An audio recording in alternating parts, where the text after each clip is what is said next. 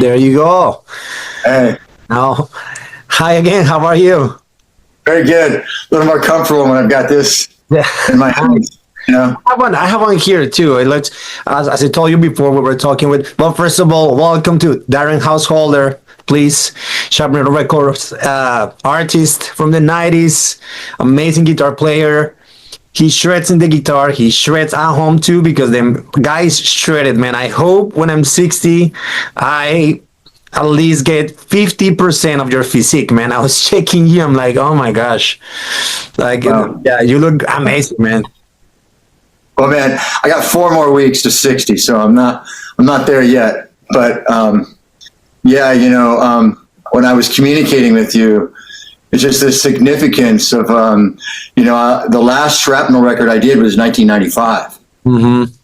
And there are some people, well, maybe not a lot, but a few that might be thinking, where has this guy gone? Like, I made a Shrapnel record in 92, 93, 95. I did a love-hate record in 93, did a bunch of stuff, and then I just kind of disappeared, And so here I am, like I've got 9 new songs that have been recorded and mixed, and I'm just figuring out like how to release this, like the upload platforms to Spotify and iTunes, and make vinyl, or so that's where we are today. Oh man, I'm I right on the. understand, and what just like a few people, it's a lot of people. Like I know your work, like I think everywhere in the world, like everyone knows you and you guys from Shrapnel because it was a huge generation for us. Like I'm 40, right? And even younger people that are like 30 and on their 20s, they know. I remember. Like, I mean, back in the day, I didn't have YouTube like now. I didn't have. I had internet at one point of my life, but it wasn't like what is right now. And exchanging like mixtapes with friends and the albums of you guys, and it was like, oh, this guy, oh, this guy, and it was all the roster of Shrapnel, but you need to listen to this guy. So all of us know you guys. So when I'm doing these interviews for him, it's amazing, man, because a lot of people is asking like, yeah, well, what's going on with these guys? What happened with with Bruce Boulay? What happened with you? What happened with this guy? With the other one? I'm like, so it's great that you guys are doing this, so people know that you're back in the game too. That's great. Right. The game has changed, but then it hasn't. But I will say this about Shrapnel: when I was in Berklee in 1984 to 88, and so when obviously Yngwie Malmsteen came out, like everything changed. Right. And so as a guitar player, the reason I got into this sort of shred thing and all that stuff, I mean, I grew up on, Ted Nugent, Aerosmith, rock, Van Halen was like, oh my God. I didn't hear Van Halen until Van Halen 3, actually. I started playing guitar in 1980, right about when Back in Black came out. So my guitar teacher, I learned every song on Back in Black, but the perfect record to learn how to play the guitar is Back in Black, right? Yeah. But fast forward as I got into, went to Berklee, and it was just like the Shrapnel guys, and I just always wanted to be one of the Shrapnel guys, and I didn't go much further than that. Be careful what you wish for. You might want to wish a little beyond. You might want to try to hit it not only over the fence, but maybe up in the second deck. Yeah. But I did over the fence. And great album, great albums, man. I was listening actually that song that you have. I like it's like the third or fourth song of their last album, the 1995. I think it's called Middle of the Night. Middle of the Night. That's a Middle of the Night. Okay, so that a good point. So when I was at Berklee, I was fortunate enough to be able to record a lot of stuff, and so JD John DeServio, bass player for Zakk Wylde, was the bass player that was there. He and I played many recitals. He recorded bass on all the stuff I did. Brian Tishy was a drummer. Jay Gates was a drummer. So I'd recorded this Middle of the Night song. You know what? It was like, you heard Marty Friedman, Jason Becker, and what they did. Yeah. And I was like, well, what is that? So I did this whole thing, right? I created this. So it was on my 1988 Spotlight cassette tape I sent to Mike Varney. So I got into Spotlight column in, I think, November of 1988. In October of 89, I moved to LA, And so I joined Jeff Pilson with this band called War and Peace in 89 and 90. That went away. I basically got fired. That's another story. That's a good story. That's a good one right there, man. Doesn't that? I got replaced by Russ Parrish, and he's a phenomenal guitar player. So it was like, hey, Russ is great. And I needed to move on, and so thank you for firing me. So I did the 92. So Mike's like, okay, so let's do a record. So I put, I'd done the Ominous Guitars from the Unknown in 1991, and that had like Ron Thal and like Dwayne, all these Todd Dwayne, all these like incredible guitar players. And then so I kind of got to go first and did a record in 92. And then I joined Love Hate in 93. And then, while I was on the road in Love Hate, I wrote another one called Generator Man. And then as I was leaving Love Hate, I did the Symphonic Aggression. And so there comes Middle of the Night from 1988. I released it in 1995. And that is like the most Shredosaurus thing I've ever written, is that. But I basically wrote that like when I was working like this night job. I was one of these like phone moderators to make sure like everyone's behaving themselves. I was going to ask you that because when we exchanged the email information, you told me, okay, you have your music era, right? And then you said in one point, I quit my job. So I was like wondering, so okay, you were doing music. What kind of job you had back then? Like what was going on in your life? So the interesting thing is, like, while I was going to music school in Boston, I didn't want to cut my hair. I couldn't get a job like in a restaurant. So I just did all these telemarketing jobs. And I would work for like a day, get fired. I'll work for a week, I'd get fired. So I got fired from like 20 telemarketing jobs. Right. And I think a lot of musicians, a lot of guys like about my age will have had the same story. And it's like, dude, I'm not cutting my hair. So you go in there at 6 a.m. and you try to sell office supplies. It's fucking brutal. I'm sorry, my language, but screw that, man. Rock and roll. I cut mine, and I cut mine in 2009, and sometimes I regret it big time. I didn't have to do it because of the job. I don't even remember what I did. And I cut my hair in 2003, and it was because if Chris Cornell cuts his hair and James Hetfield cuts their hair, if those guys cut their hair, then I guess we should all just fucking cut our hair. Yeah. And my hair is like barely, whatever, growing back. But anyway, so middle of the night, I had wrote while I was like this phone moderator from like the 11 to 7 shift. So it was the middle of the night. I worked that shift.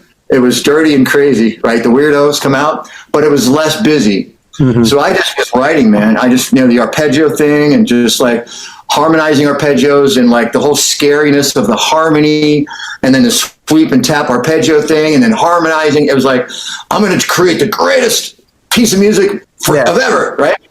And it worked. And I got into Shrapnel. But when I did my first Shrapnel record, I didn't want to do the Yngwie, the classical thing. Yeah, what everyone was doing back then, I guess, like they started like clones, no? But so I had the funky thing. I had this like,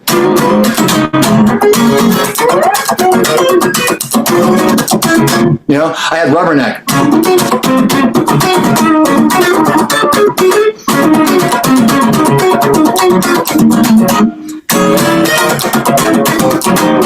I had that thing going, which is a good story, I'll tell you.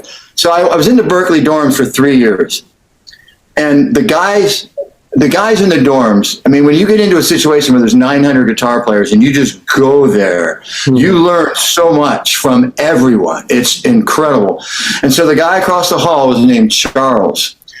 He was a black guy from the South that played in a gospel band. And Charles would just like lay out this stuff like, I'm a white boy from Pennsylvania. Like, I'd never seen that before in my life, right? You have that insane groove, no? It's like that groove, man. This whole thing, I'm like, oh, dude, that's killer. You got it also pretty good, man. Yeah, well, dude, I just fell in love with that. It just hit me, right? So the thing about my music is that, I can't get on the same stage with Richie Cotton or Greg Howe or John Petrucci. I have all these guitar players that are my favorites. They're fucking incredible. But what I have, in my lane, in my little lane, what I have is like this. I had this rhythmic thing and this melodic thing that's my signature. I found my signature. When I was sending tapes to Mike Varney and to John Sticks had guitar for practicing musician. Mm-hmm. So this is when I basically like got in and out of War and Peace, moved to LA. That But between Berklee and between 1988 when I graduated, and 1992 when I did the first album, I wrote like 150 instrumental guitar songs. Wow. I programmed the drum machine, played the bass. I had a 4-track and an 8-track that ran on a cassette.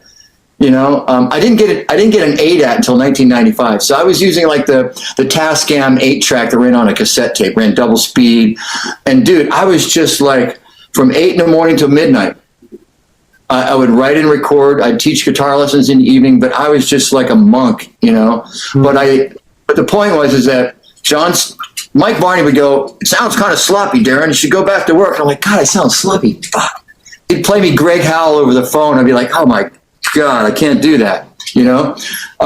And John Sticks would say, "You got to find your signature." I'm like, "Well, what is a signature?" What do you mean? You got to like Jeff Beck has a signature. When you hear Jeff Beck, you know it's Jeff Beck, right? Yeah. You have to find your signature. And that's what I sought out, to find like, what is it that is me, and just do that. Like at the end of the day, I don't care what it is you do. You got to find out what it is you're authentic, and just be that. Don't try to be something else. It's nice to have influence of these other things. Yeah. And it's taken me 30 years to write a new record. And it really was about. I wanna do a brackets right there, quick, guys. Yeah. If you're listening and seeing this, he has a new album. I heard some songs, and it sounds amazing. Sounds great. I was like, wow, heck yeah, man. So yeah, it's coming up. I guess next year. Next year or this year is gonna be. My hope was to release it. September 20th is my 60th birthday. Okay. So, I mean, dude, it's a bucket list. It's not even a bucket list. It's a bucket, right? Is to like, man, I've been trying to write like a new song, let alone write 9 and record and not just like put some like F to G to A minor to F to G to A minor and shred over it. Like craft something, Yeah. Like the first song took 4 years. The second song took 9 months. The third one took 6 months. And then I started actually kind of getting better at kind of like crafting. What about the inspiration? Like, what was your inspiration? Of course, I know as a guitar player, in my case, like the guitar is my voice. And of course, like my instrument to put my feelings, my everything, let's say, out when I create a song and all that. What were your thoughts when you were making these songs? What were your inspiration right now? Well, okay, so the first song, and we did a video, and it's like 4 or 5 years, right? And it's called Ava's Dance. So my granddaughter Ava, who's 9 now, like she was 4 or 5, and so I'm playing the acoustic guitar, and I'm just going, just grooving, right? And she's dancing, and it's like, isn't it great? And then I just finally got into a.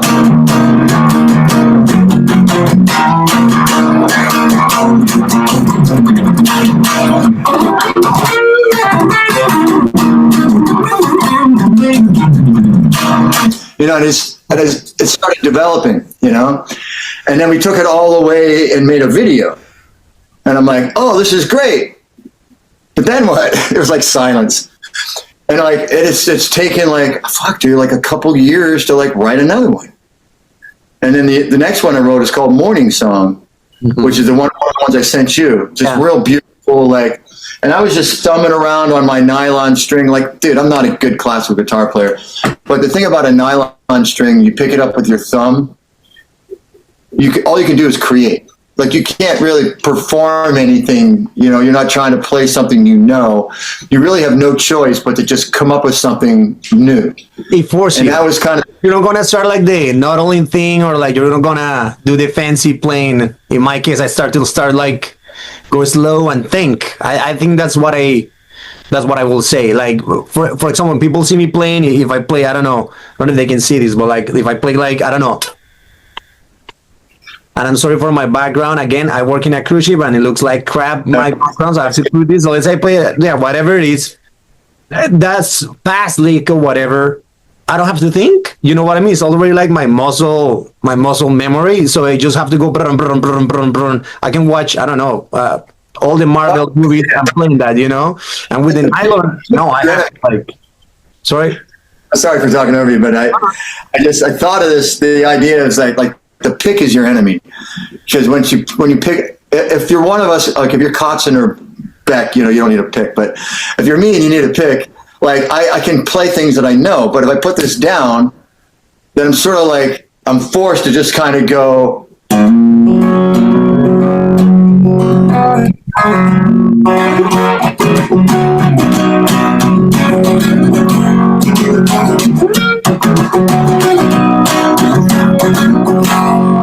You know, and I'm forced to like, you know, come up with something, and that's, and I'll say this, what I've been able to force myself to do is when I've got to, and I think a lot of us can relate to this, but I found the secret. The secret is when you come up with a seed for a song, you don't do anything else but work on that song. You don't permit yourself to stray and to play and to like open up a new song. You force yourself. So every time and for me, I don't play all day. So I get like an hour before I go to the gym in the afternoon. Maybe it's 30 minutes, but I always get the time before I go to the gym. After my work, I don't play until my work day is over. I drink Edge of Insanity. I go to the gym, but before I do that, I play the guitar. So I get it built into my day, right? And so I pick up where I left off, and I force myself to just go back at that idea until I come up with the second part, third part. And we all do this. We use the voice memo app on our phones, right? I've got like 35,450 like entries of like, you know, and then you listen to it. And then what I can do is I can email it to the computer, play it out of the computer, and then I can record myself playing and the computer. So multi-tracking, yeah. Like, dude, I have Pro Tools. I just rather go to a Pro Tools studio. I just multi-track with my memo app on my phone. Now, how was your routine back then? Right now, you have like right now your routine with the supplements and all that. How was your routine back then, man? Let's say when you were 15 or 18 or 20-year-old, you know, how was the routine? A bit different. You know, when I got out okay, here's a good story. So when I got out of Berklee, you know, I taught there for the summer program. And then we moved, you know, we were in this like apartment in Revere Beach. It was really, really nice. It was on the beach. And the group of us, we had a band, and I got into Spotlight, and with the band, we were writing music. We're sending it to Mike Varney. And we lasted like 5 months of the 6-month lease. We were so loud and just crazy, partying all the time. And all these old people were pissed. So they kicked us out. Mm-hmm. And so what happened, we moved to this house in Sudbury, which if any of you know, like Boston and Massachusetts, it's like totally out in the suburbs. But what I did there was like at 8 in the morning, I would warm up, and I would have a 3 or 4 hour regimen. And then around noon, I would have the drum machine and the 8-track, and I would write till about 5 or 6 o'clock, write and record. And then at 6 o'clock, I'd have guitar lessons coming in till about 9 or 10 o'clock, like on the hour. And then I would play a little bit in the evening. I'd go to bed. So I would play like 16 hours a day, and I would go like maybe a week without even like, I'd go out on the weekends.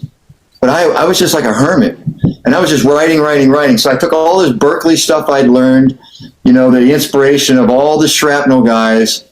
You know, I'd hear Mike Varney playing, you know, Kotzen. Explain a lot of the discipline, though. Sorry to call you there. Like that explain a lot of your discipline, that you had it anyways, even that you said, of course, you party and all that, and you have discipline always. Like that's great. That's why you're like what you do right now is like the discipline that you developed. That's great, man. Yeah, and then it came back, and it took a while, but you know, I mean, but alcohol owned me. I mean, I crossed the line, and it was fun, and then it became like a job, and then it just owned me, and it really almost killed me, and it took what it took to get me willing to change, and right when I changed, like basically the song Blue Sunset is a song this.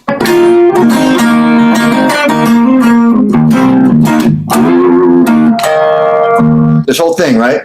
I wrote it on that nylon string on the porch of the rehab, like back in 2013, just getting sober. And I wrote this whole thing. I wrote lyrics. And so then I didn't finish it, right? Even though I got sober, I couldn't finish things. But this past summer, I dug that out. You know, again, I had a song, I finished it. What's next? Oh, I got this and I got that. So I started piecing them together. So So that thing started like 12 years ago, but this Blue Sunrise is like one of the coolest pieces of music I ever wrote. I mean, Very it has beautiful, this. man. I like it a lot. It's very nice.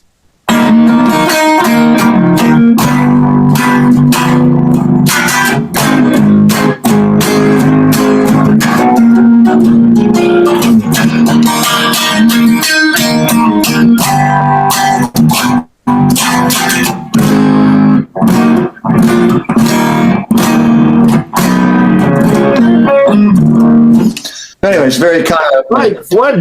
gospel kind of mixed. What are you using right now? I need to know your tone because it sounds great. What are you using in the? I need the strings. I need the guitar pick. So What amp are I you using? Kemper profiler, like the Kemper stage profiler, Okay. and I'm just like, I don't even know what amp it is. Like, I'm a knucklehead. Like, I haven't spent enough time to really learn this thing. This thing's a genius. But there's a tone that's like, Very it's just good, you know, just good enough. And then the Strat is the interesting thing about this guitar is that it's the Strat, not a Stratocaster. So this is 1982, 25th anniversary. The time when it came out, it had a toggle that would take the single coil pickup and make it a double coil. So if you hear, like, here's something kind of cool. It's like you hear this, like, here's the Strat, right? And then I click this up, kind of a telly, less polished kind of a effect, right? You know,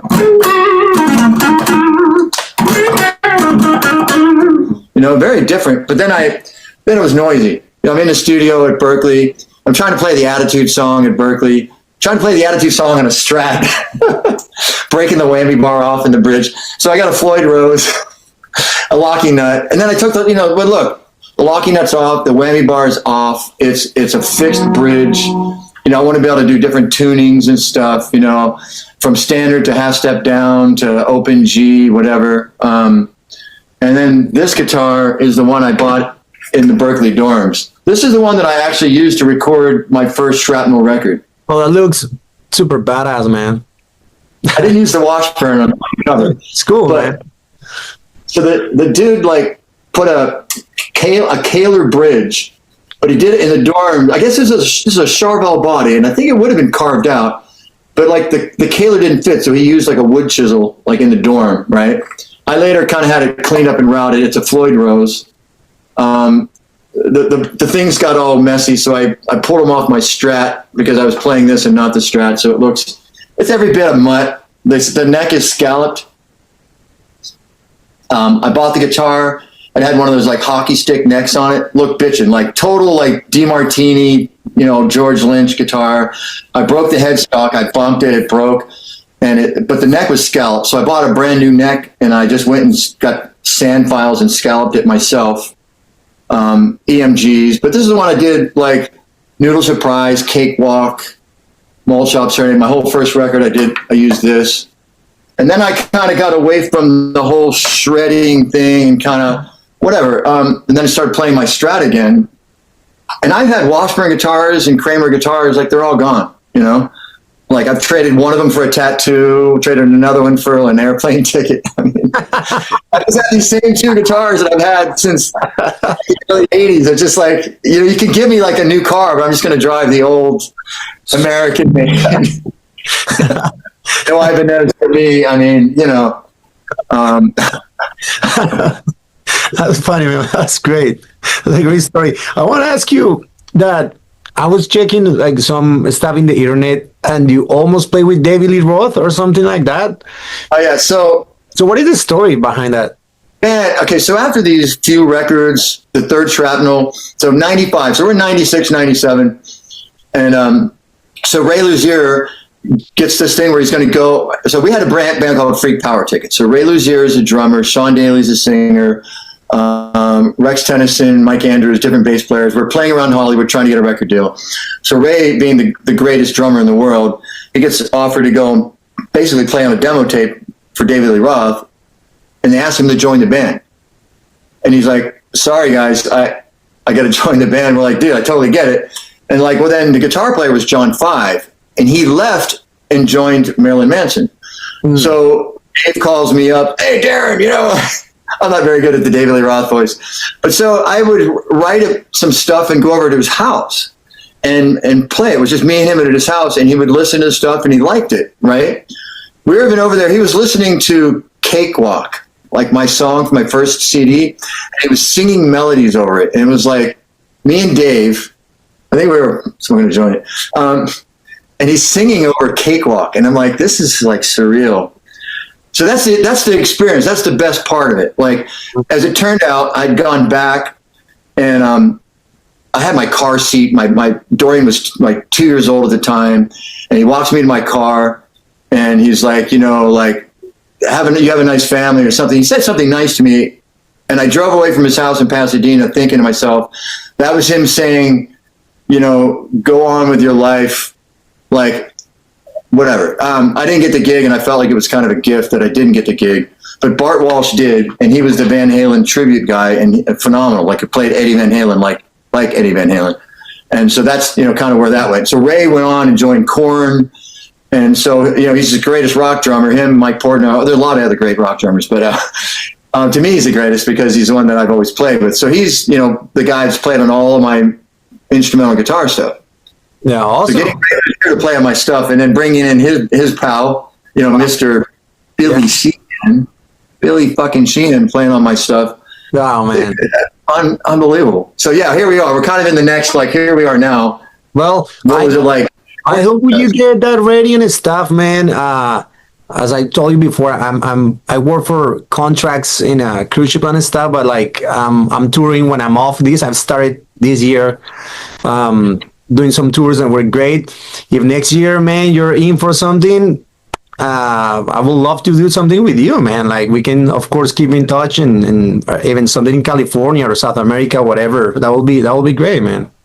But I mean, it's funny because, like, my wildest dreams were to tour the world as a musician and play all these venues around the world. But what's beyond that is that I'm traveling the world with my business and my family, not a rock band.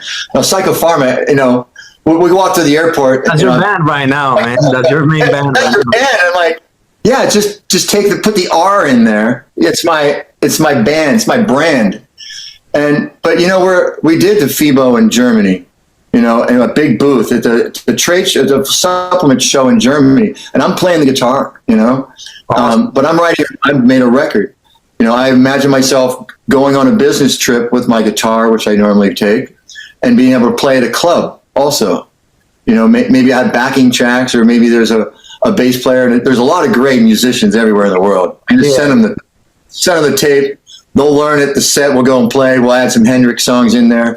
We'll make it, you know, and so that's what I'll be doing. Like, in my 60s, I'll be playing gigs and supporting my family trips and my business trips, and that's how I envision this thing. You don't lose unless you quit. You just keep going. Like, you can still, whatever it is, winning, you know, that's really the message here, is like, you think you're down and out, but if you get willing and change, and you just do one day at a time, like, anything that you can possibly imagine, you can actually do it. Like, it's taken 12 fucking years, but here I am, you know, and record, it's like, you know, I'm not dead yet, far from it.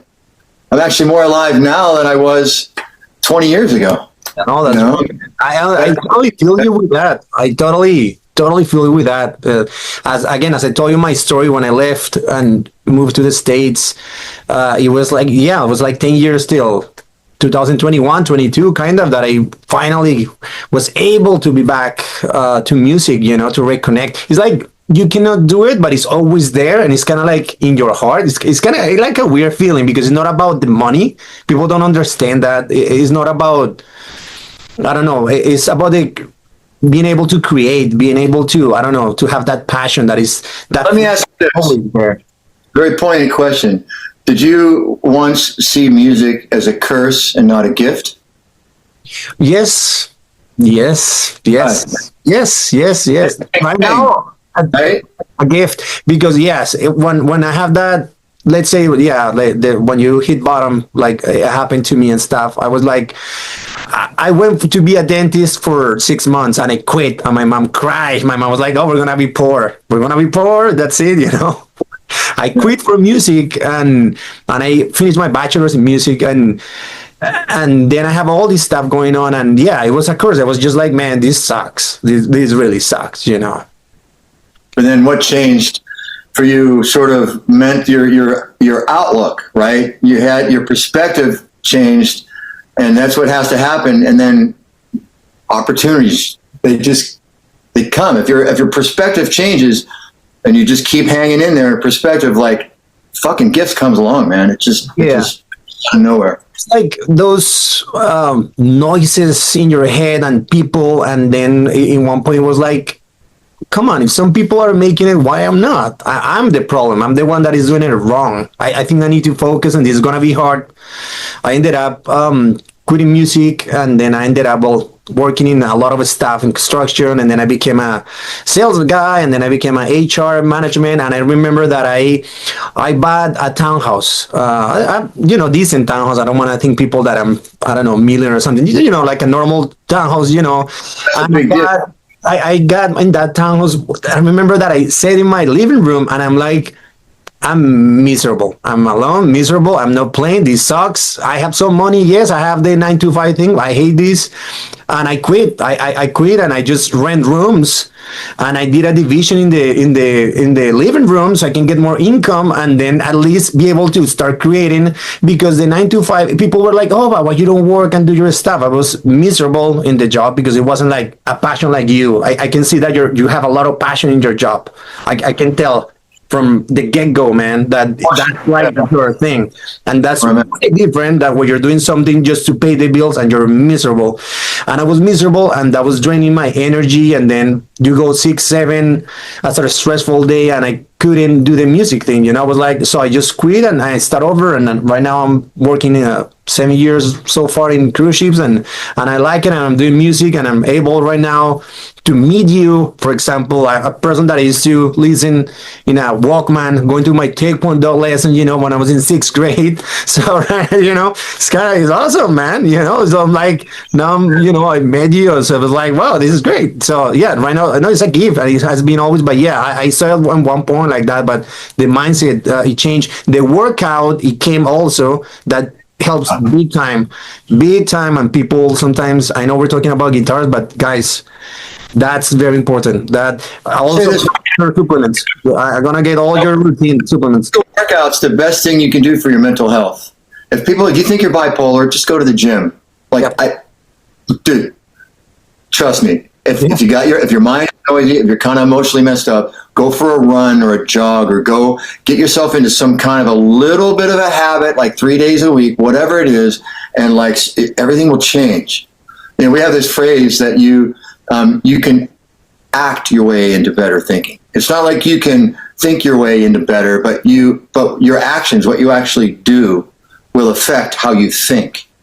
Yeah. And this is part of also is about being of service for other people, and getting out of your head and helping others.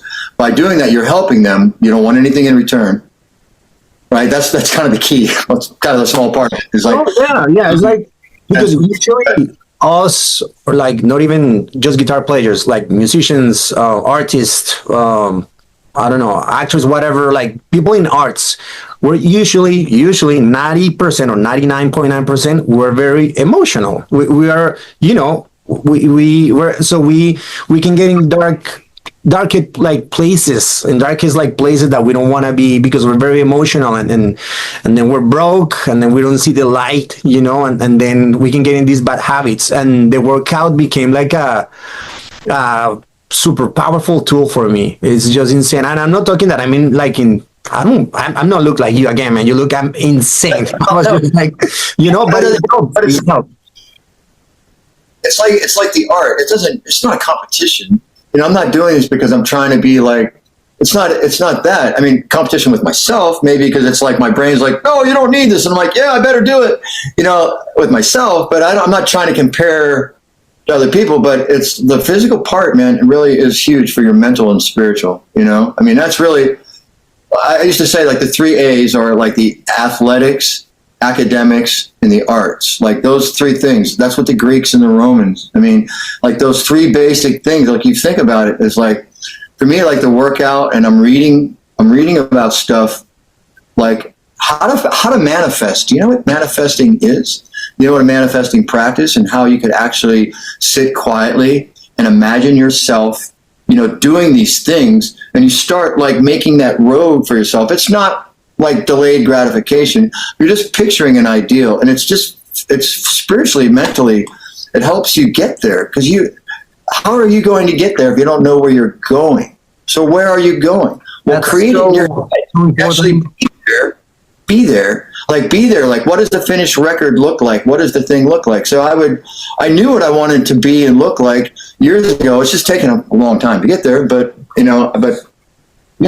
But what you're saying about manifestation is so important right there, man, because it's two types of, let's say, musicians, in this case, guitar players, if more guitar players are like checking this.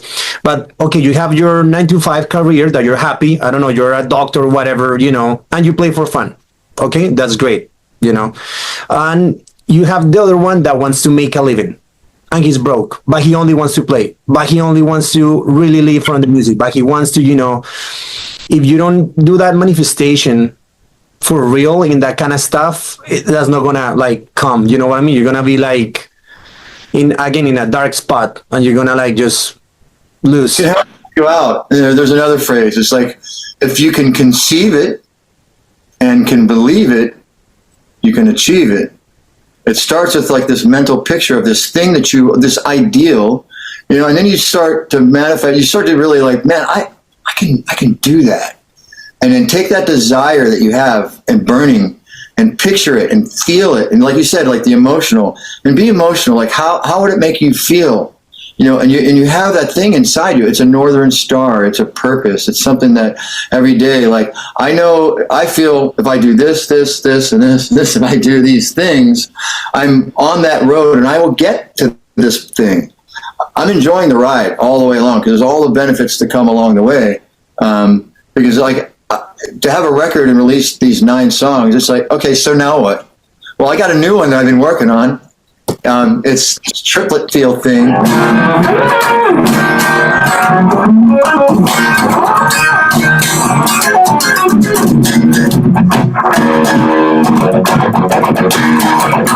I never wrote one quite like that. So I don't know. You just want to keep pushing forward. Like I've manifested past this thing. I'm all the way. Like I said, I want to be able to travel around the world with my family. My wife, my family, my business, play.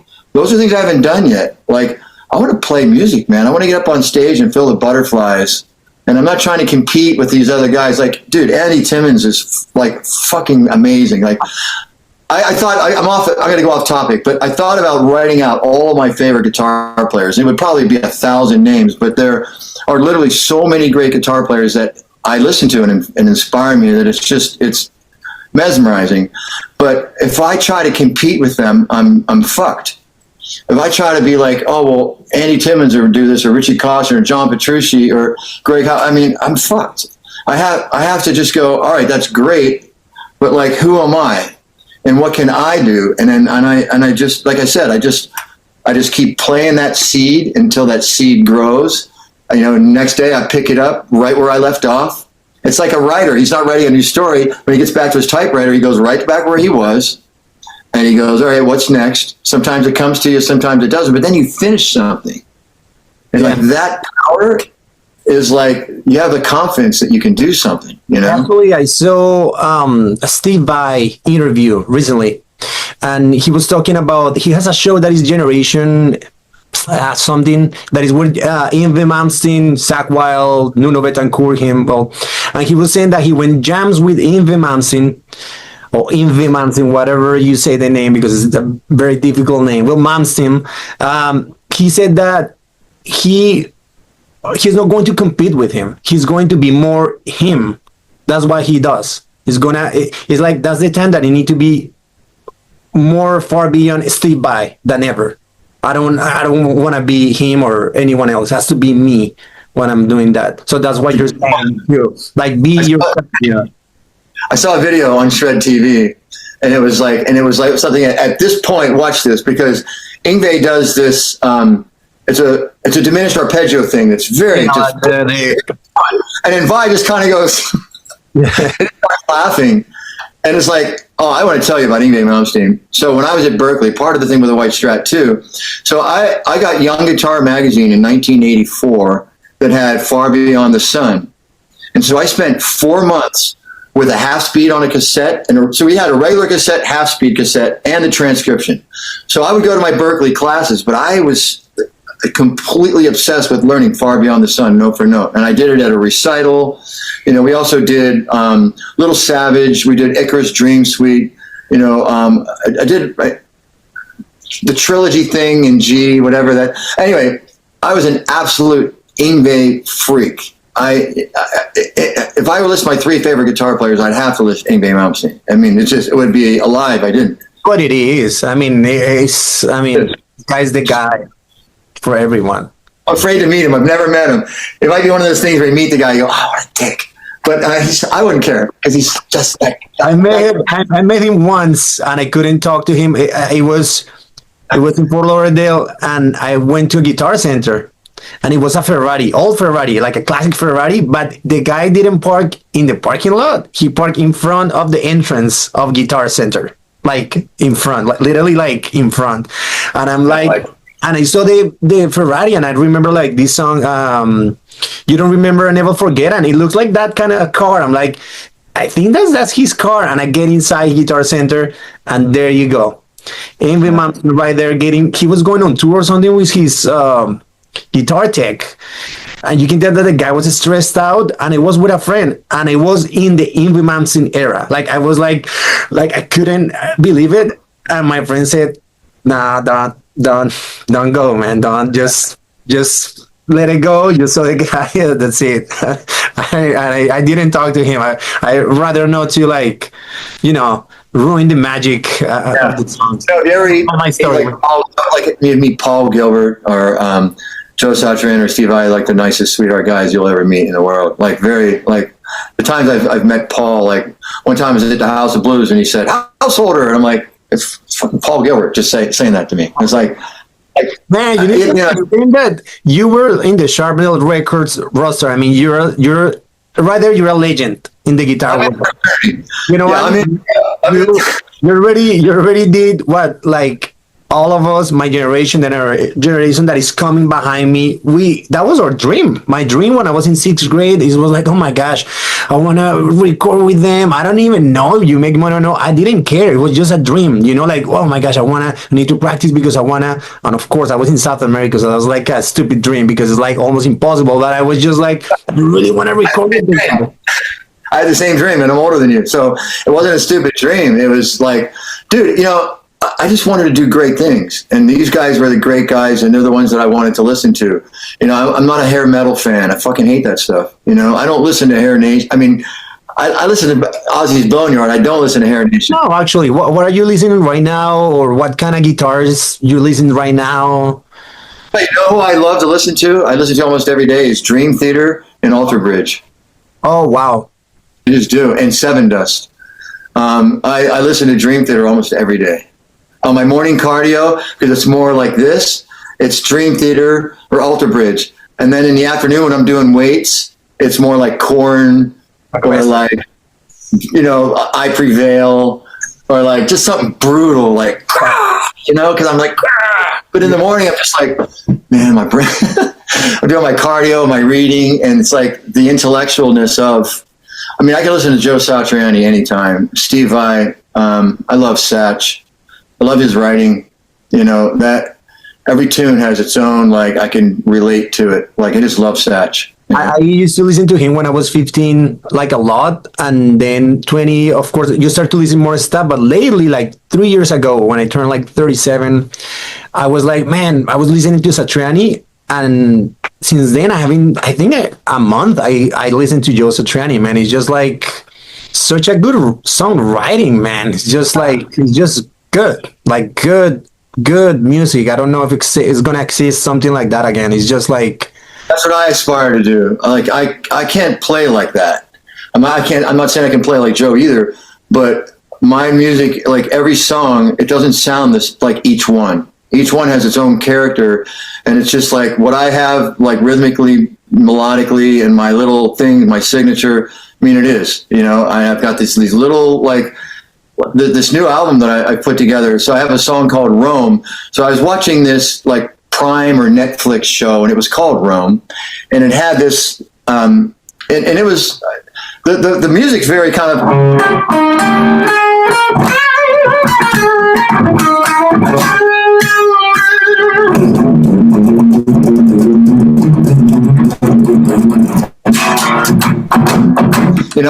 And it was, I totally lifted this melody and I made it into this thing, and it sounds more Sahara, or sounds more kind of like, I could have called it Cleopatra or whatever instead, but it's just, I stole it from a show called Rome. But like it has an A and a B section. It goes through 3 different keys and has this beautiful solo thing. And it's just like totally unique and different than anything like I ever did. Like, it sounds great. You were using right there, if I'm not mistaken, harmonic minor. Well, actually, technically, so what this is so it's E Spanish Phrygian. So E Spanish Phrygian. So think of it as like E is in the key signature of C, and put a G sharp in there. Yeah. The good thing, it's A harmonic minor. But since you begin on the E, and the E is your tonal center, you have the E, F, then a G sharp, A, B, C, D, E. So you get this.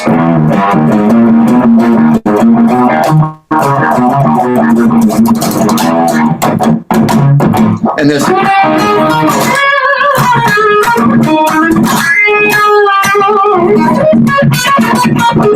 I try to get to like. Yeah. I was going to highlight there that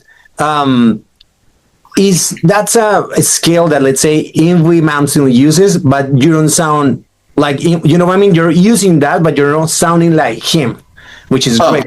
You know what I mean? Kind of like you using the scale. That was my highlight of that thing. So that's great, man. I love when that happens, and it's not like another Far Beyond the Sun, or whatever. Well, it's like sort of like another thing I'm kind of finding is like, well, it's like Spanish Phrygian blues. You got.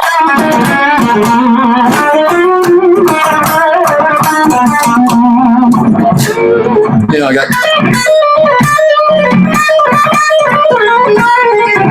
It's another thing I found is like it's sort of like a sitar-y kind of, when you have these half steps.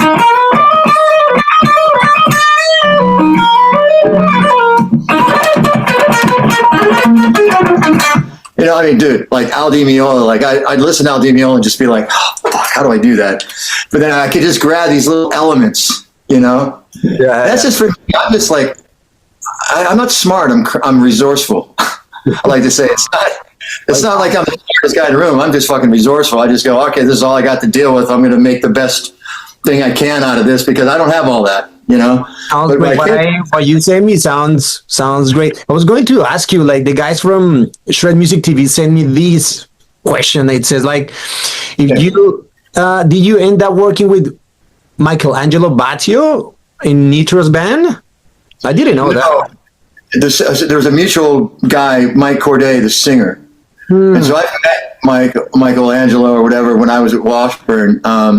Shred guy, one of the really nicest fellas you could meet too, by the way. Yeah. Yeah. We never actually. I was like, I don't think so, but yeah, they have that. There was a mutual guy, a singer that was mutual. What about your experience like working with Wasp? Hey, Blackie. Yeah. What do you think, like, about a guitar solo, in the set where it's just like, and he's like, why don't you just open up the show? Oh, maybe I shouldn't have asked that. The next day I walk in and I'm fired. Hey, man, and he didn't even tell me. He's the keyboard player. He's like, hey, dude, get your shit and get out of here, man. You're fired. I'm like, what the fuck? Oh, man. I'd learned his Crimson Idol CD. I learned it note for note. So after the first Shrapnel record in '92, I wanted to be in a band so bad. I got into Wasp. I was there for almost 2 weeks, and then that happened. And then I was in Enough's Enough for a weekend. Their Strength CD, when you listen to Strength from Enough's Enough, like the little melodies and stuff in between, like those are my fucking guitar parts, man. I was up all night recording, not doing this. I didn't. I said no. And I can't help but think that's the only reason I didn't get in the band, because they kicked their guitar player out for being a drughead, but yet they brought him back in. I recorded all weekend, and then I went home, and I was in the band, and then I wasn't in the band. See, I just wanted to be in a band. Yeah. You know, I just wanted to get out of my little like 8-track in my little closed room, my room for despair, as I called it. It was like my room for despair. I'd go in there. I wanted to have a career in music, and I was just in there writing. That's all I could do, is go to my laboratory every day. I wrote a song called Room for Despair on Generator, man. It was one of the prettiest songs I ever wrote. So yeah, you can write good things when you're in dark places. But yeah, so, and then the love-hate thing came along, and one of my guitar students said, hey, you know, my roommate's getting the love-hate guitar gig, but you're a better guitar player than him. You should go audition. I'm like, those guys are cool, you know? So I went and I played, and they were like, hey, can you come back tomorrow? Hey, can you come back tomorrow? And I ended up joining the band. And we went on the road, record, gigs, everything I wanted to do professionally, it was on immediately. 100 gigs, like 5 days a week on a tour bus, playing everywhere. It was on. I fucking loved it.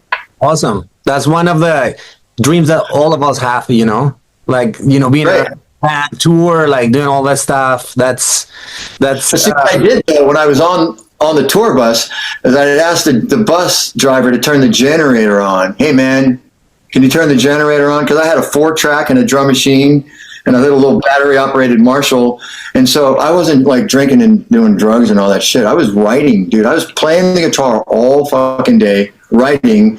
And then by the time we played the gig, my chops were on fire. I've been playing like all day, writing and recording. So by the time the gig came along, man, I had 2 beers, but I was just I was on fire, you know? And it was like this great era of my life. And I wrote like, you know, all these instrumental songs in the back of a tour bus, you know? well, I bet you were very inspired back then, man. Like, I wanted to write something that would be like love-hate music, and it just wasn't going to happen. Like the bass player was the autocratic dictator of the band. The singer, who wasn't writing his own songs at the time, started writing songs, and they basically no one needed me, you know. I just read this lesson about the keys to power is to always be needed. So as long as you can ensure that you're always needed, then you will always have the power. So somehow along the line with whatever it is you're doing, make sure they can't fucking do it without you. Or they can shit can your ass. listen, man. Man, it's been such a good like mentorship chat, man. I really enjoyed it a lot. I want to ask you, how was your experience teaching on Berklee? Like you mentioned it, but I want to know more about the experience. Like, you like it? You can see it as a full-time thing, or was more like a one kind of thing? What I did is I taught for 1 summer only. I wasn't like the full staff teacher. And at the time, Mike Ide, bless his soul, was like this great country and then rock. And there were a couple other teachers that were blues with some rock. But dude, this is 1988, right? We've had Steve Vai and Paul Gilbert and Yngwie. You know what I mean? We've had all these guys. I mean, rock is not Chuck Berry. Rock, as we know it, is like, you know, George Lynch and Yngwie and, you know, McAlpine. I could go on and on, Richie Kotzen. So just one thing. When I was at Berklee, I learned these triads, right? Like D major. These are all D major triads, right? And then I would take this. So here's the 3, 5, and the 1. Here's the 1, 3, and the 5, and so on. So this is D major, right? And just like this is D major.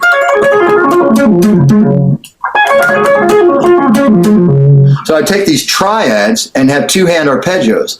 So I created Malt Shop Serenade out of this. But like I took this whole system. It was like take Eddie Van Halen and then the Berklee method books and then teach this whole modern guitar. And that's what I was trying to do. It was like I really wanted to write a curriculum on this stuff because it's like you can play chord progressions.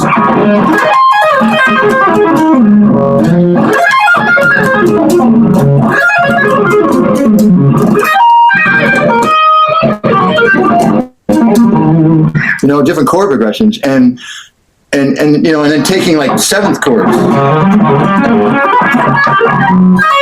I'm not warmed up playing this stuff, but anyway, I'm going off on a tangent because I took like the Van Halen street created stuff and applied it to music school stuff, and so that's what I was trying to teach there in those 5 weeks. They didn't offer me like a regular staff gig. I was writing and sending stuff to John Sticks and Mike Varney.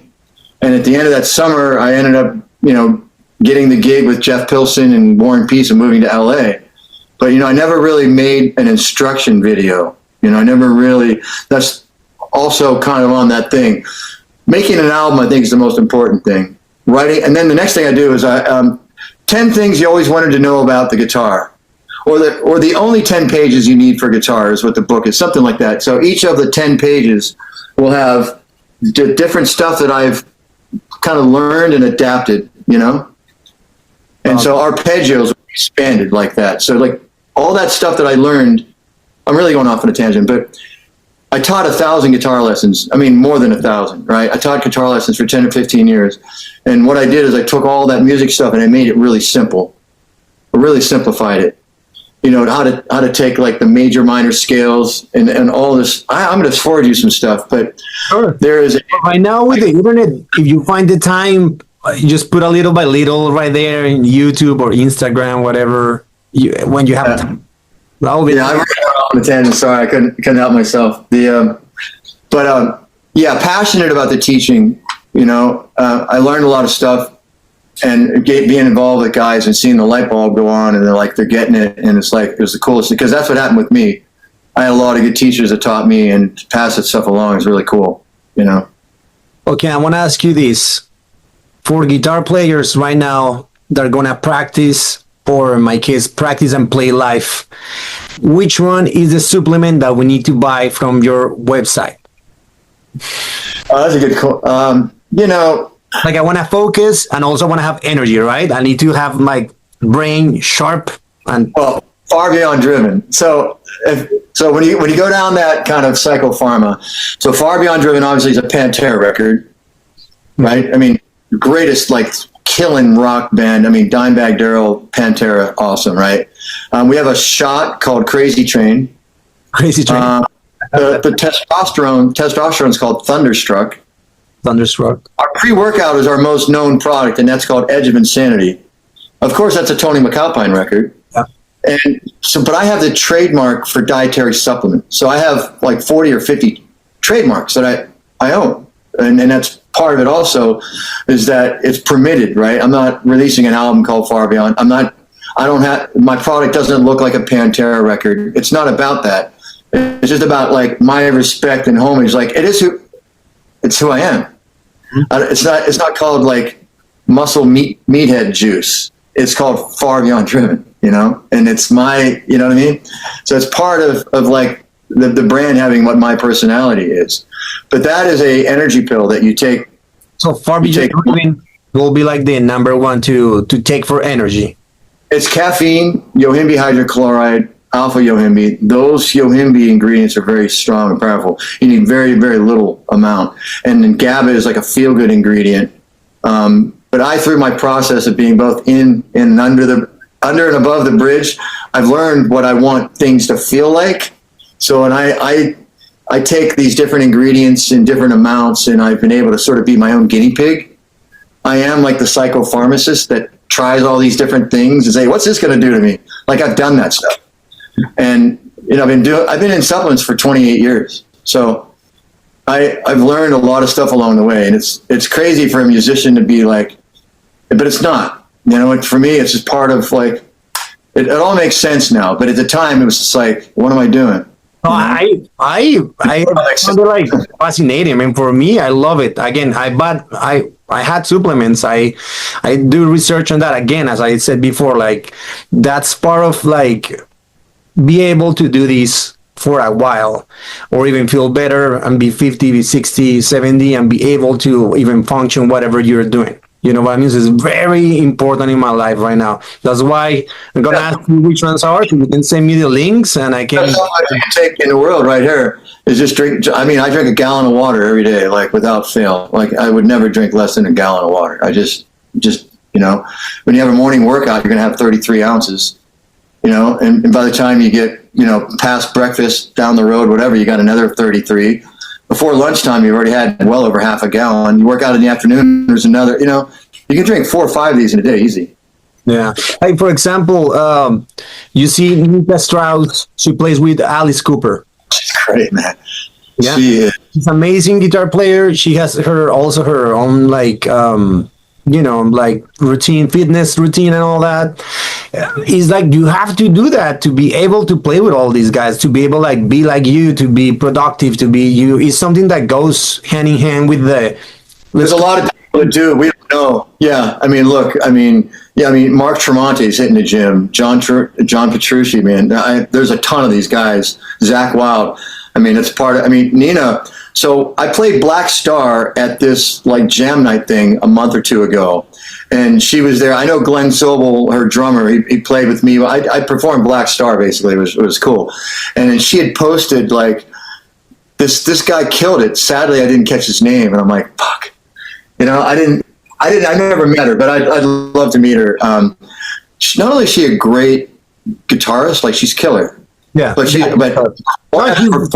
like she gets it. Like she blows her mind because that's what it's about. It's not about just standing there and shredding on the guitar. Like that's whatever. I mean, she plays great, but she performs, and when you see that, it's just like, oh fuck. Yeah, I met her before with Josh, that is her husband. He's a drummer, and really nice. They're really that's an awesome couple, man. That's cool. I have such a good thing. They were really nice when I met them at NAM, and since then I talk to Josh sometimes in emails and stuff, and really nice, well deserved, man. All the success that they have, like honestly, really, really nice. And yeah, so again, yeah, the fitness is a thing that comes along, and the whole package. It goes along with this thing, you know what I mean? It does. It's like when you're clear and you're on your game, that's part of the thing with being in sobriety. It's not about just not drinking, but it's about really having like a real clarity and a connection and stuff. Like things come to you. It's the law of attraction. The law of attraction is like this. It's like what you put out, you get back. Like you literally can attract good things to you.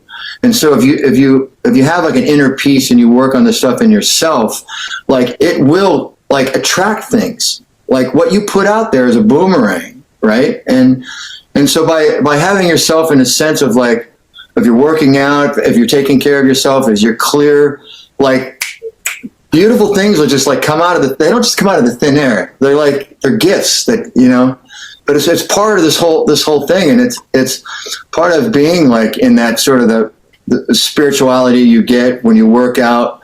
You will never feel like the euphoria you get from working out is better than the euphoria you get from drugs and alcohol. It's very similar. Like you get an absolute like boom, right? You get this natural high. It's like the runner's high. When you have this big workout, you sit there, like that's when you grab the guitar or grab a pen and paper. It's amazing like the stuff that comes to you. Anyway, I can't say enough about like keeping yourself into a physical regiment that just helps everything else in your life. No, thank you. I really appreciate it. I know people are gonna be like, oh, we want to talk about amps and more stuff. I understand that that's important, but believe me, that we talk, in this interview is super, super important, guys. It's like really, really important. What do you wanna like? What kind of advice do you want to give to a guy who says right now, I'm gonna become a guitar player, I'm gonna be a musician? What kind of advice you will say to that kid?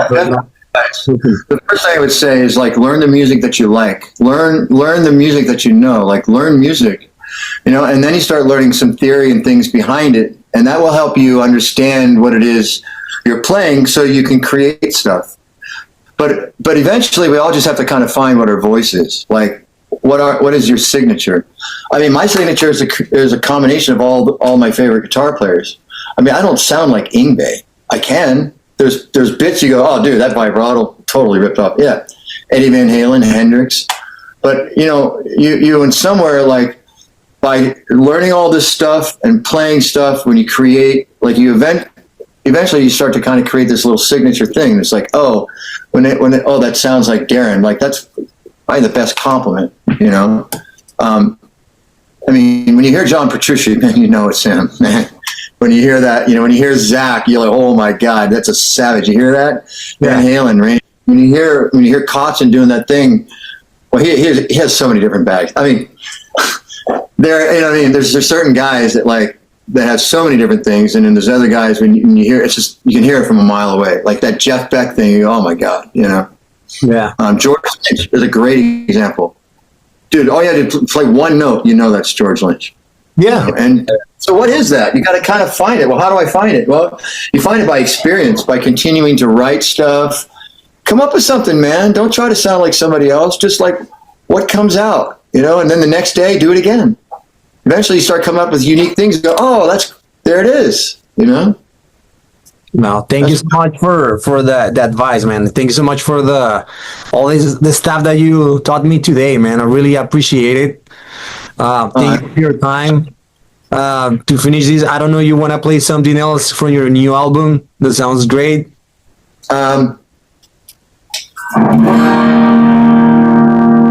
This groove, like this.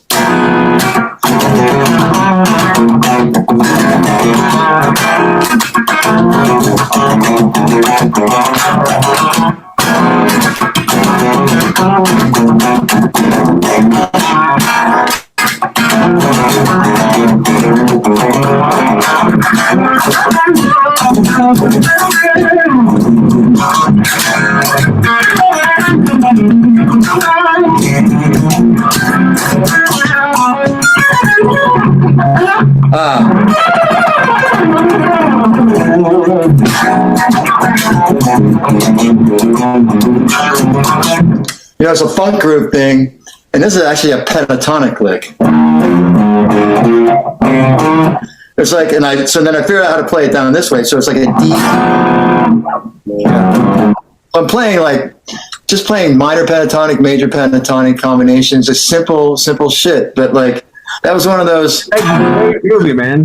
Really groovy, nice. Can you imagine the drums right there, like a power trio playing that? Oof.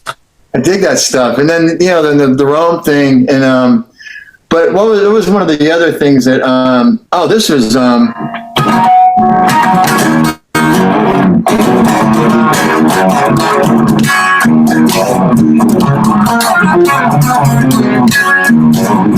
so it's called Zap. We're getting all these little gnats and little mosquitoes. So I'm sitting here at this desk, and I had a little zapper over there.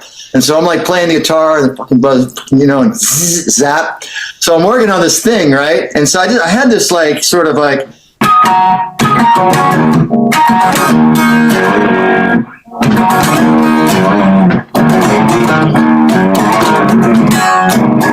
sound like a Joe Perry riff gone wanky, But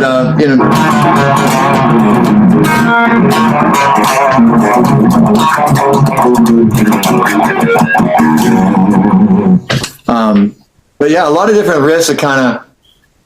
And then what do you do with it? Dude, I had that riff and I beat my head against this riff. I couldn't come up with something. Here's another one. I had this riff forever. This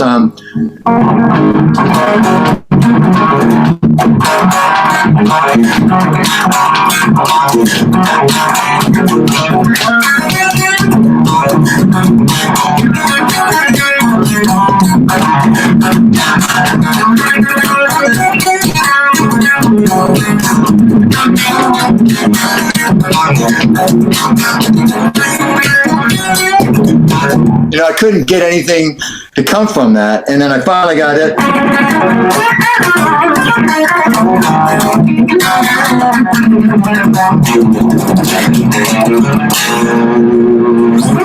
And then I go into all this other stuff, but that's September, a song right? Called Stop.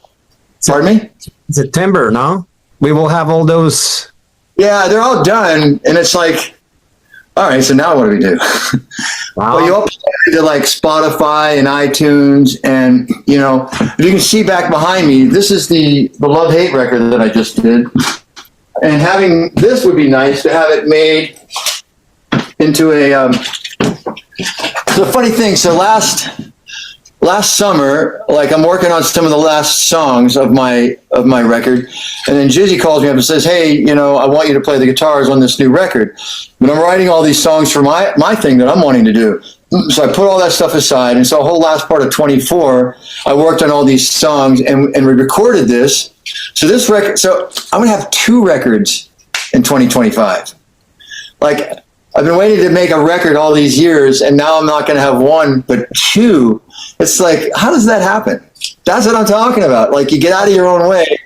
But I think you're gonna have a lot of support from like the guitar community. You know, there's a lot of spaces like the Shred Music TV channel and like another you know people that I'm pretty sure they will share it, man. I will share on my Instagram too, man. As soon as you're out with that, man, that would be great. That's what we're doing here. I hope so. I mean, yeah, we're not getting an interview in Guitar Player magazine. You know, we're getting these podcasts and these things that's how people engage now. And look, I love connecting with people, man. It's lonely when you disconnect. And there's a music tribe, and I know a bunch of these guys, like the Doug Aldridges of the world. Phil X is another one, man. Fucking love that guy. I met him once, and I was just kind of starstruck.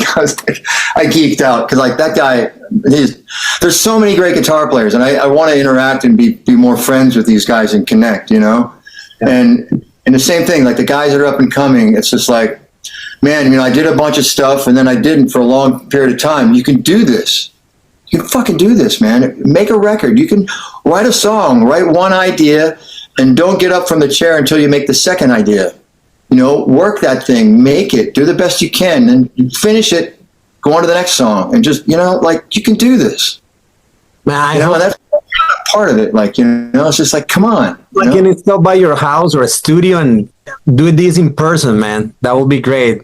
I did, man. I taught guitar forever, and I loved it, you know, and I haven't taught like an actual guitar lesson in forever, but just communicating with people, like, because like I need information to kind of come through here. You know, I get stagnant, and you know, what's the other guy that I'm learning? Dude, the country stuff, man. Oh, that's another beast right there. Yeah. So what is it? Brent Mason. Woo, that guy. Oh my God, dude. Brent Mason is a motherfucker on guitar. But so there's this thing that he's got. I forget the name of it, but I'm trying to learn. I've been working on this thing, dude. Like, there's so many great guitar players, man. There's so much great stuff out there, and I just want to be part of the tribe. I just want to be part of the community. You know, it's really, for me, like that feels good. You're welcome to whatever place I go. You know, you're more than welcome, man. Like that will be great to have you. I was going to tell you a story that my first big gig pay in some places was playing country, and I suck at playing country, man. Like I can play Ingrid Malmsteen and the Van Halen thing, but playing country was a different language, and I have to get this banjo guitar. And I started playing, and I made it with the gig, and I encourage people to learn country because it's amazing. I still don't play it right, honestly. It's just another language. I love it, man.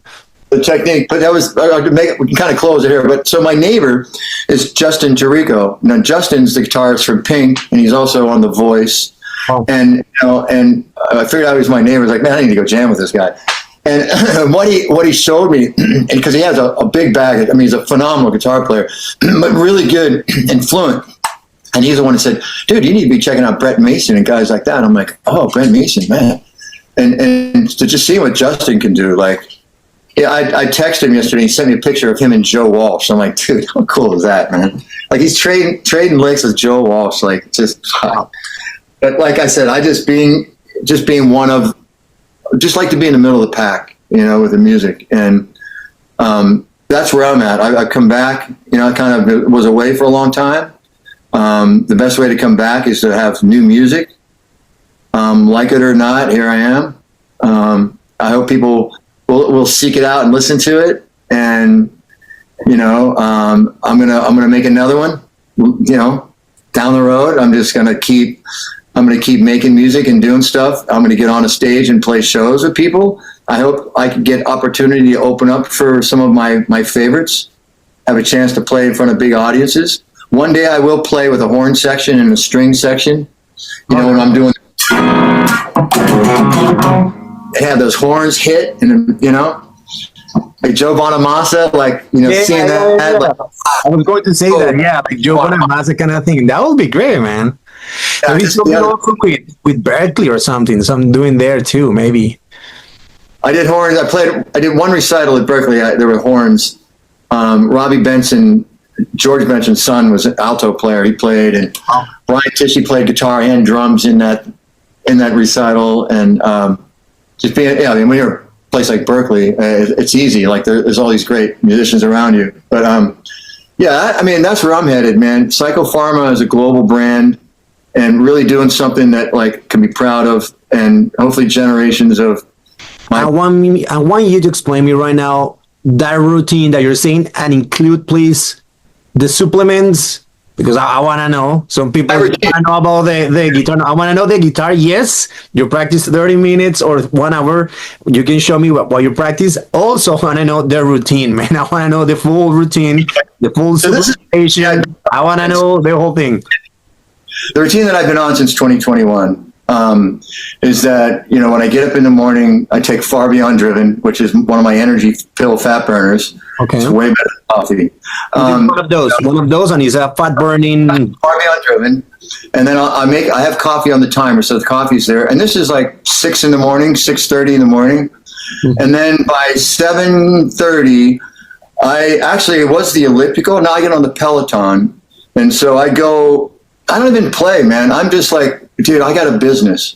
So I've got international email, business stuff. I've got all kind of interaction from Europe, Dubai, China, Mexico. I mean, just Amazon. I got to deal with some shit, right? And then it's called fasted cardio spiritual reading. So what that looks like is that I get on the Peloton, and I've got a book that I read, and I stand up and I go 12 miles in 30 minutes, which is hauling ass. It's like I'm not sitting there like da da da da da. No, I got a waist belt on. I got like long sleeve shirt pants. I turn the heat on.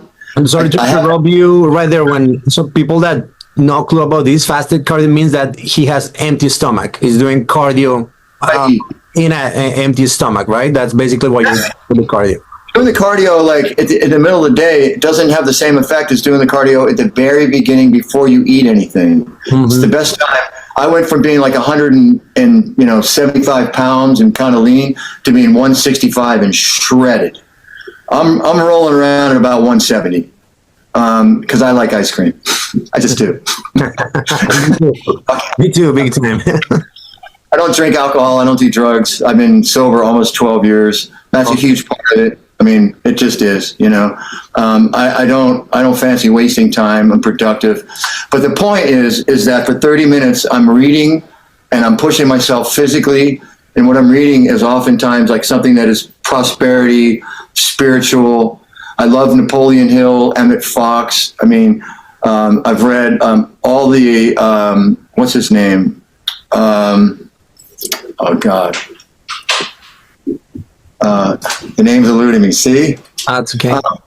Well, the point is that Ryan Holiday has written a lot of books on Stoicism. Just good food for the brain, you know. And after 30 minutes, you know, I do 500 crunches. I journal in my little book. I use a so I do 3 sets of 100. Then I do 100 nights. But because you got to get the obliques, man. If you want to get shredded, you got to get this like. I get that, you know. No, don't get me wrong. I'm laughing because, man, I took seriously my health. I'm 40. When I turned 30, I was like, if I want to perform, if I want to live longer, if I want to do this and carry heavy shit like amps, well, no amps too much right now, but like guitars and traveling and keep doing what I'm doing, I need to get healthy, man, because this is no way I'm gonna make it, you know, if I don't have a really good lifestyle. I'm not gonna make it till 40, 50, and this is my job, this is my profession. So I really got into that, you know. They're fine when they're they're walking. And you know, So, Like it was very important. So when I saw your company and all that, I was like, man, I really want to talk to him. And people also understand that the music is amazing, but if you want to take this as a career, you better. Maybe you're 20, you don't care what we're talking about right now, but you need to stop drinking. You need to stop like eating crap and all that, because it's gonna catch up big time. And I'm trying my best, and of course I'm not halfway like as you, man, because you're an athlete. You're like next level. So again, I hope in 20 years I can be at least 50% of you. and I approach my business, my life that way. And so basically in the morning, what I'm doing is I'm conquering my brain and my body. My body's like, no, I just want to stay in bed. My brain's like, man, you're good, dude. You're in shape, man. You look fine, bro, for your age. But I have to win, right? We win the day in the morning, and I have to overcome that. And so I calibrate myself that ideally, so I can just handle whatever's going to come my way. I can handle it like an adult. I can handle it without self-destructing, because I don't want to self-destruct. I was living dirty and drinking a lot and just, wasn't good. And it's just, once it's almost like, it's like this. Some of us have to really hit the bottom and to be willing to do something different. Mm-hmm. But you don't have to have a low bottom. You just have to feel like, you know what, I want to change. I want to do something different. And there's a way out. If you're in a pattern that you just can't. I mean, AA is anonymous, but it's available. And anybody that's in there, if you ask them, they'll be more than happy to come pick you up and take you to a meeting and help you. Me included. I've sponsored guys and I've done this, but I'm not here to talk about that. I'm here to talk about. But that's great, man, because I think that's a rebirth, and in getting in a dark place and then overcoming that and putting music again and all that. And that's like a never give up kind of story that people love. I mean, I love it. Like I never had problems with drugs or alcohol in my career ever. I guess my problem is more with ice cream and carbs and the stuff, like too much good stuff. But I had an issue like 15 years ago when I moved to the States. I live in Florida, and I lost everything, and it was only way was to move to the States and start over, and start from zero. And music was a huge power, which I quit for a while because, you need to make some money, you need to pay the car insurance, you need to pay overpriced health insurance, you need to pay rent, you need to, music gave me a lot of power and is also like a kind of like a never give up story. Like, of course, different than yours, but I love that, man. That you overcome that. People that right now we're going to listen to this or see this interview, they can go and use the power of music plus AA and all that kind of stuff to overcome this kind of stuff, because it's something serious that people sometimes don't want to talk about it. And we don't have to go like deep on that, but it's nice that you're sharing these, and people know that. That's kind of the theme here, is like what it represents, that I've been able to do this record. In my businesses, we were in Germany for the third year in a row. Earlier in the year, I was in China for Psychopharma. We're in China.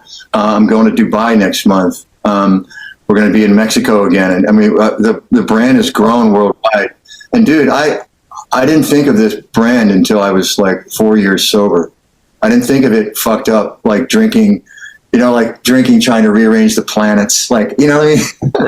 Like all that crazy stuff that like we think we're so powerful. And it's just like, man, there is a higher power that's out there. I choose to call it God. There's a power that's out there. Mm-hmm. And I always loved when I heard people like take an award and they would say they thank God. You say, yeah, it's kind of cheesy, but it's not, we can't do it ourselves. Like there's a whole power that you can tap into and it helps you not self-destruct, because like we are, like as Metallica said, we are hardwired to self-destruct.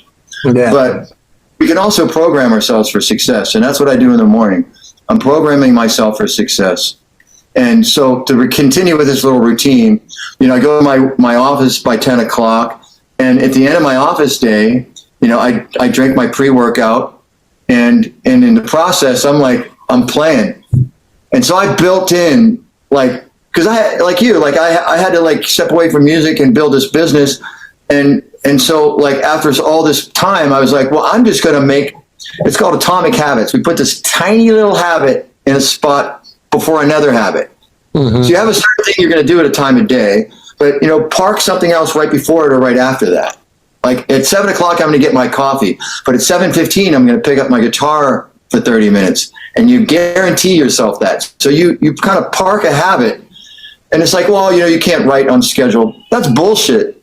Paul McCartney and John Lennon would schedule writing sessions, and they would go to each other. I mean, you pick up the guitar at a certain time, see what happens.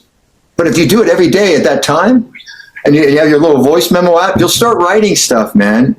And then if you keep pursuing that idea, you'll grow it into a whole piece. You'll grow it into a finished product. And when you do, it's the greatest feeling in the world, is actually writing a song and finishing it and going, wow, I did that.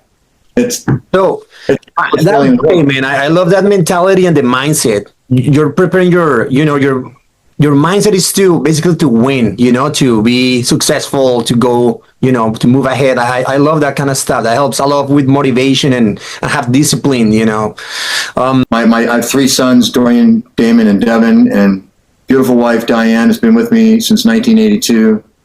Got a granddaughter, Ava. Like, we had a great, happy family. Business, music, family. I'm a lucky man. I'm a happy man, and that's my message. I'm a happy man, and life is really good, and I want to do some cool stuff.